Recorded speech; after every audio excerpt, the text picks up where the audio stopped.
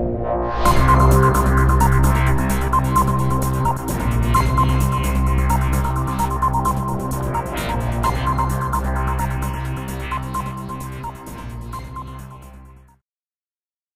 candidates for student trustee of Riverside Community College District pitched their ideas to the Riverside City College students March 29th at the cafeteria. Current student trustee of RCCD, Nick Wygon, shared his opinions on the two candidates. I think that they had a lot of enthusiasm for the position initially. Both of them have already attended a student district consultation council meeting, which is really important because that'll be where they have their direct connection into the different student colleges and the student leaders. So because they've already attended both of those meetings and I've had discussions with them in that respect, I think that they're both motivated individuals. I think that the one thing that they're going to struggle with, which is the same thing that I initially struggled with, is not having an extensive amount of experience in student government. But I don't think that really serves as their disadvantage in this respect.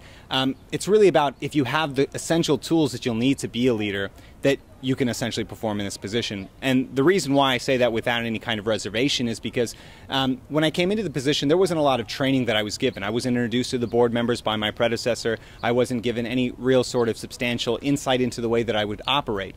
But through the process, we've instituted a kind of trustee training or mentorship. So whoever is the trustee that will be elected or trustee-elect, they will have already sat on the board committees before they actually even take office. So I think that's going to be an important part of transitioning them into it. We'll also establish a trustee mentor for them. We'll also introduce them to all the different individuals within their sort of purview or the realm that they'll operate into.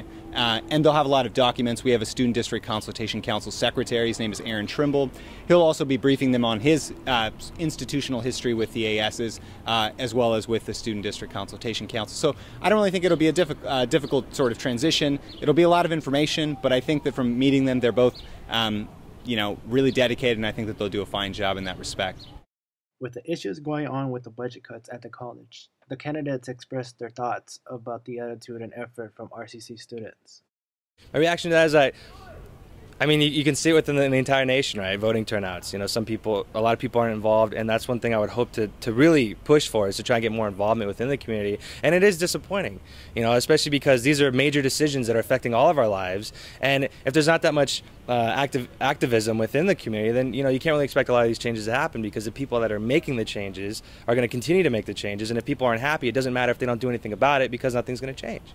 So I am disappointed in that, but I think that it can change, really. And, you know, with social media, and I believe, you know, more interviews like this, open forums, things of that nature, getting the community more involved, up to date in the way marketing works nowadays, you know, you can use videos of that nature, and really people would become more involved, I believe, with that kind of exposure. I think their effort is very less. I mean, they're not making enough effort to actually voice out their ideas. That's why running for this position, one of the reasons why I'm actually going for this position, is to encourage people, is to make them more aware of what, of their voting consequences and what they can change, that they actually do have the power. And it's not like, oh, okay, they're doing it, fine, we have nothing to say on this. They do have everything to say. I mean, it's totally up to them, like, to actually voice out their ideas to their leaders.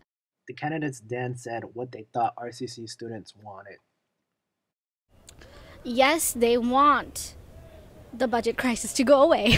They want more classes. They want the book prices to go down. They want better, like, they want the food prices to go down. They want they want more transportation, and, you know, to be available within the 3 colleges. Like myself, I had a tough time, you know, coming here, going there. I mean, each campus is, I mean, I know we are one district, but I believe that we should have like a sort of a transportation between these 3 colleges, so that students can come and go and attend all the classes that they need to, because not all colleges offer the courses that we need, that are required by some students. So yeah, and RCC has most of the classes, as far as I've heard. Ultimately, I think RCC's students want classes. That's the biggest one. I've heard people talk about the food prices. You know, I heard people talk about they have programs that they're involved in. I know that even on Norco College, for instance, I believe when I was talking to one of the senators there, their newspaper is being affected, right? Because they're pulling out of that, and, you know, that's one thing I don't want to see. I think that the newspaper, college newspapers, could be a great tool. The candidates express what they want to work on once they become the student trustee. Well, basically, I want to focus on the issues that the students have, that the students present to their leaders, and I want to carry out my job. I have no experience, right, so whatsoever. So basically, I'm hoping that I would actually get some guidance towards understanding what I can do, what I should do. So what I want to do is I want to present the ideas and views and encourage my fellow students to voice out their ideas. I mean, tell their leaders, and because they're going to be ultimately talking to me when I become the student trustee. So I want that to happen, because then I can go and present their views and whatnot to the board committee, who will ultimately make the decision. I really want to keep the foundation with the SCC strong, hold bi-monthly meetings, and make sure that the website is maintained and that we keep adding to that. And that's really my first focus, is to make sure that I come in contact with the new elected presidents that are going to be in the student governments, and make sure that they're going to be able to make these council meetings, because they're extremely important and crucial to the role that they're going to be responsible for.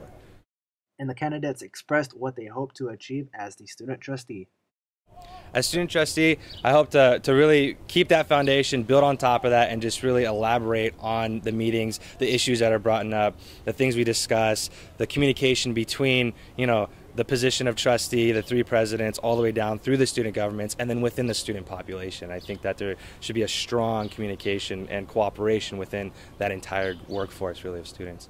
Well, I hope to make changes. I hope that being at the position, I can make the most of it. I want to make the most of it. I want to know how to make the most of it. So that's the reason why I'm in the position, that I want to run for the position.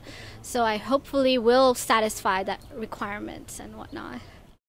Students from all three colleges can vote for the student trustee April 3rd and 4th. Students can also find out who wins by logging on to Facebook and finding Viewpoints' fan page by searching Riverside City College Viewpoints. On behalf of Viewpoints, this has been Javier Jubaer.